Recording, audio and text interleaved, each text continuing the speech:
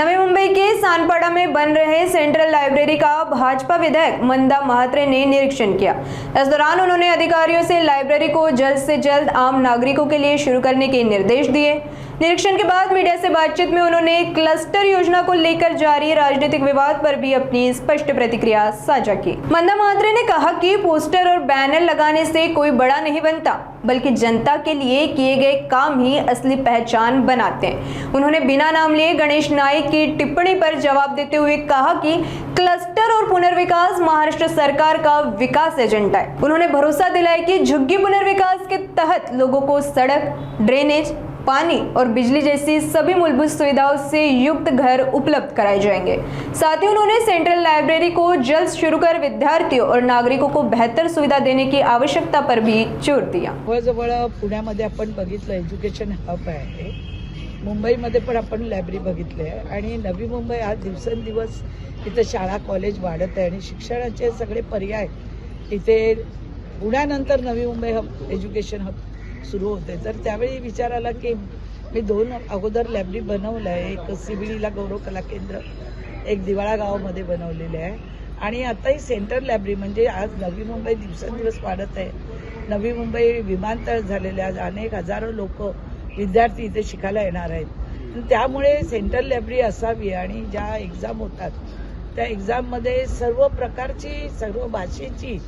पुस्तकं असावी आणि त्याचप्रमाणे इथे आपण बघितलं की आपण अंध मुलांचं पण प्रोव्हिजन केलेलं आहे, आपण मूकबधीर मुलांचं सुद्धा प्रोव्हिजन केलेलं आहे आणि ही सेंट्रल लायब्ररी एक माझं स्वप्न होतं आणि ते स्वप्न अश्विनी कंस्ट्रक्शननी पूर्ण केलेलं आहे आणि सगळे पालिकेचे अधिकारी आयुक्त असतील, सगळे शहर अभियंता असतील किंवा आर्किटेक्ट असेल, यांनी आज हे जे मी पाहिलं मला जशी पाहिजे होती, प्रत्येक वेळी मी त्यांना एक सांगायचे की इथे उजेडाची आपल्याला जरूर आहे आणि आता सोलर बसवलंय, उद्या लाईट जरी नसली तरी सोलर काम करून विद्यार्थ्यांची कुठेही अडचण होऊ नये म्हणून मोठमोठ्या साईडने विंडो ठेवल्यात, प्रकाशमय अशी आपण ही लायब्ररी सेंट्रल लायब्ररी बनवलेली आहे। आणि मला वाटतं नव्या मुंबईमध्ये हा एक नव्या मुंबईच्या मुकुटामध्ये एक हिरा आपण बसवलेला आहे आणि ही सिडकोकडनं ज्यावेळी मी जागा उपलब्ध करून घेतली तेव्हा सिडकोमध्ये बराच वेळा या जागेवरनं चर्चा झाली, अनेकांनी विरोधी केले, पण तरीही मी जागा मिळवली, पालिकेकडनं पैसे भरले, सातत्याने आर्किटेक्टला घेऊन बसून मी ही कशी लायब्ररी असली पाहिजे विद्यार्थ्यांच्या दृष्टिकोनातून त्या पद्धतीने आर्किटेक्ट आमच्या मॅडम आहेत, त्यांनी अतिशय उत्तम हे काम केलेलं आहे आणि आपण आता बघितलं की किती वेगवेगळे वर्ग कलाकारांपासून पुन्हा याच्यामध्ये आपण दालन ठेवलेलं आहे, आर्ट लोकांसाठी कला दालन ठेवलेलं आहे, म्हणजे वेगवेगळ्या विषयाला वेगवेगळ्या लोकांना इथे आपण संधी देतो आहोत आणि पहिली सेंट्रल लायब्ररी आहे। त्यामुळे मी महानगरपालिके आयुक्त असतील त्यांचे सगळे सहकारी आणि विशेष म्हणजे ज्यांनी मला जागा उपलब्ध करून दिले भूषण गगराणीजी, हा सेंटर प्लॉट आहे, मोठा प्लॉट आहे, तर मी सगळ्यांच्या मनापासून आभार मानते की नवी मुंबईकरांच्या वतीने, कारण नव्या मुंबईमध्ये अशी सेंट्रल लायब्ररी अजून झाली नाही। गेल्या 25 वर्षामध्ये आम्ही फक्त बोलतो, कृतीत काय होत नाही, पण आपण आज इथं उभा आहोत, हे कृतीत उभे आहोत। कधी उद्घाटन होईल? 16 लवकरात लवकर करू, पण तो कधी होईल एवढं सांगता येत नाही, पण माझं विचार आहे की कोणी येऊ अगर न येऊ, पण ही लायब्ररीचं ओपनिंग होऊन लोकांना ही वास्तू ताबडतोब दिली गेली पाहिजे, नाही तर धूळ खावत पडली तर या वास्तूचं पुन्हा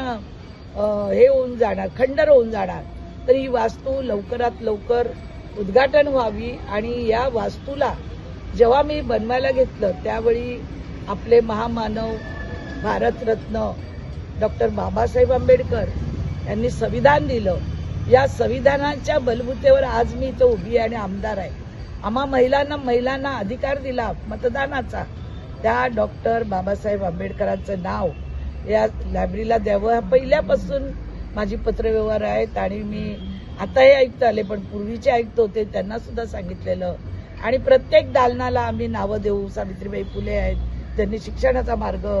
उभा केला, अशी वेगवेगळी दालनं आहेत, त्या दालनाला सुद्धा आम्ही वेगवेगळ्या ज्यांनी काम केले समाजासाठी त्यांची आम्ही, आणि दालनात वेगवेगळी तेलचित्र असतील, छत्रपती शिवाजी महाराज असतील, शाहू महाराज असतील, महात्मा फुले असतील, अशा वेगवेगळ्या ज्यांनी समाज प्रबोधनाचं काम केलेलं आहे त्यांची ह्या लायब्ररीमध्ये तेलचित्र असतील।